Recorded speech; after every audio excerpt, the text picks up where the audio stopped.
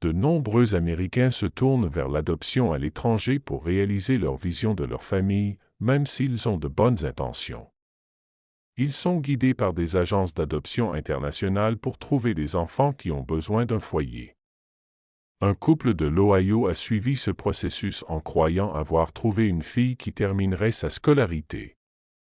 La famille ne savait pas qu'elle avait un terrible secret. Merci de vous abonner.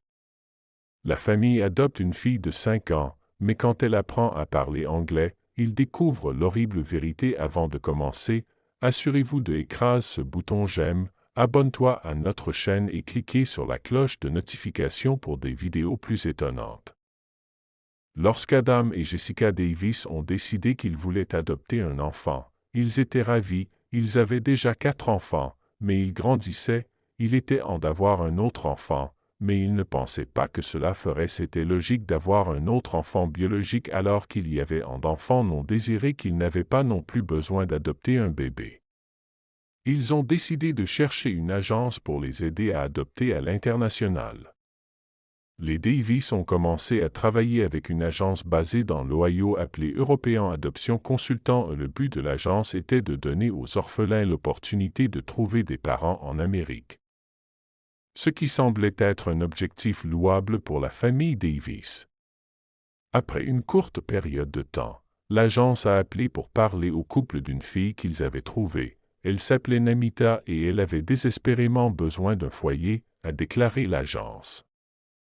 Son père était décédé et que sa mère violente ne voulait rien avoir à faire avec elle si elle ne quittait pas l'Ouganda. Elle n'aurait pas d'avenir bien que l'agence ait dit qu'il y avait des frais de 150 000 $.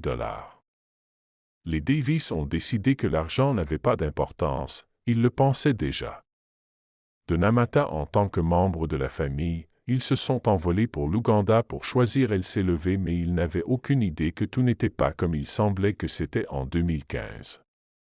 Quand ils ont rencontré Namita, ils l'ont immédiatement aimée. Elle vivait dans un endroit terrible appelé l'orphelinat de la miséricorde de Dieu. Le couple savait qu'ils devaient l'éloigner d'un groupe sale à la maison. Ils ont finalisé l'adoption et bientôt ils sont retournés en Amérique avec un nouveau membre de leur famille.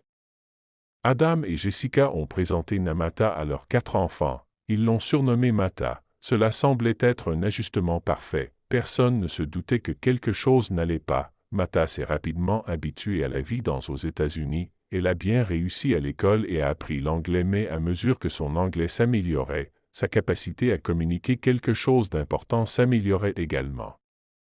1 an plus tard, Mata aimait sa nouvelle famille et Osle avait de bien meilleures compétences en anglais. Elle a commencé à faire référence à son ancienne vie avec des détails qui n'avaient aucun sens pour Adam et Jessica, dont elle a parlé. Mère, son village, ses frères et sœurs et combien elle les aimait. Cela ne correspondait pas à l'histoire de la vie de Mata qui figurait dans son dossier d'adoption.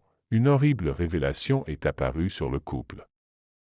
Namita n'a jamais été orpheline. Elle a vécu avec une famille aimante et il ne l'aurait jamais fait.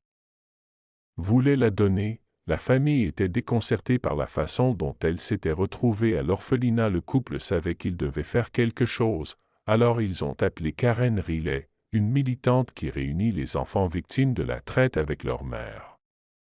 Riley a convenu que cette histoire était que les médias ignorent souvent. Un excellent exemple d'un signe de trafic que Riley a dit aux Davis qu'elle avait trouvé la mère de Namita et ils ont immédiatement établi un appel Skype pour qu'elle sache que Namita allait bien. La mère de Namita a eu une histoire déchirante. L'agence d'adoption avait lancé une arnaque courante en matière d'adoption internationale. Ils sont arrivés dans le village de Namita et ont commencé à proposer de jumeler les enfants avec des sponsors. Nous qui prendrions les enfants en Amérique pour une éducation. Les parents pensaient que leurs enfants allaient à l'école aux États-Unis et reviendraient bientôt. Ils ne savaient pas que l'agence prenait la garde et vendait les enfants à des familles sans méfiance aux États-Unis. Adam et Jessica étaient à l'agonie parce qu'ils aimaient Mata mais elle appartenait à sa famille. Ils ont pris la décision de ramener Mata dans sa famille. Ils ont eu des retrouvailles incroyables en Ouganda. Ils étaient ravis de la revoir. Ils étaient reconnaissants envers les Davis d'avoir fait la bonne chose et de l'avoir ramenée à la maison. a été faisant cela depuis des années. Malheureusement, la plupart des enfants n'ont pas été renvoyés chez eux. Le FBI a fait une descente dans leur bureau et les a empêchés de transférer la tutelle des enfants, bien qu'ils soient en faillite. D'autres agences d'adoption néfastes continuent d'arnaquer les gens et de voler leurs enfants. La famille Davis a accompli un miracle. En renvoyant Namata chez eux, ils s'engagent à travailler avec des défenseurs comme Riley pour réunir davantage de familles et leurs enfants. Ceci est un récit édifiant sur le travail avec des groupes exigeant de grosses sommes d'argent avec une histoire d'abandon d'enfants.